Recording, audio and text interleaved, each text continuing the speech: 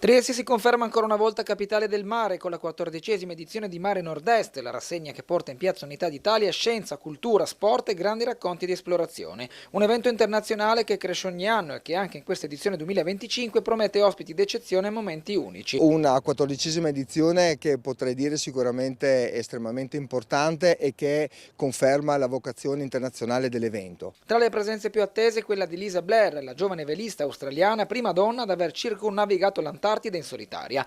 Con lei la campionessa mondiale di apnea Sandra Delia, reduce da un nuovo record a 103 metri di profondità. E ancora l'esploratore Andrea Calpini, che racconterà le sue ricerche sul relitto ad Andrea Doria e che tra l'altro sta facendo un bellissimo studio nello Stretto di Messina di navi che nascono a Trieste e che poi sono state affondate durante il periodo bellico in quella zona. Sergio Davì, noto per le sue traversate in gommone estremo, e Giovanna Micol, storica velista del team Luna Rossa. Mare Nord-Est è anche educazione e sensibilizzazione, soprattutto per le nuove generazioni. Mostre fotografiche, laboratori interattivi e attività con le scuole avvicinano bambini e ragazzi alla scienza del mare. I più piccoli potranno toccare con mano campioni geologici, osservare le correnti marine in laboratorio e incontrare ricercatori dell'ARPA, dell'OGS e del Museo dell'Antartide.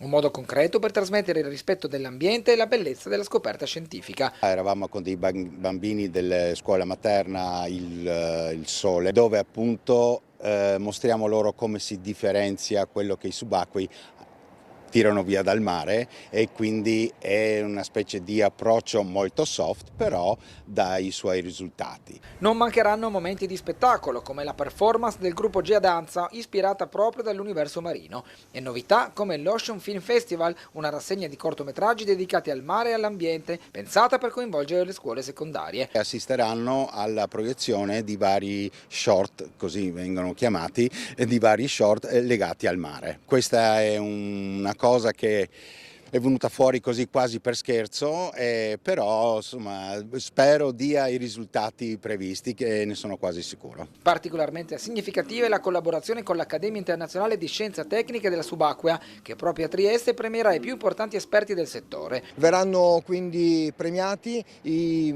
più grandi e i più importanti studiosi di scienze tecniche appunto legate al mondo della subacquea, che mai come in questo momento ha visto la situazione geopolitica, sicuramente sta assumendo un'importanza strategica, e quindi a poter contare su questo parterre sicuramente dà alla nostra città, alla nostra regione, una visibilità sicuramente molto elevata nell'ambito del panorama nazionale della subacquea. Un'edizione ricca, partecipata e sempre più proiettata verso il futuro, dove il mare non è solo da vivere, ma anche da capire, raccontare e proteggere.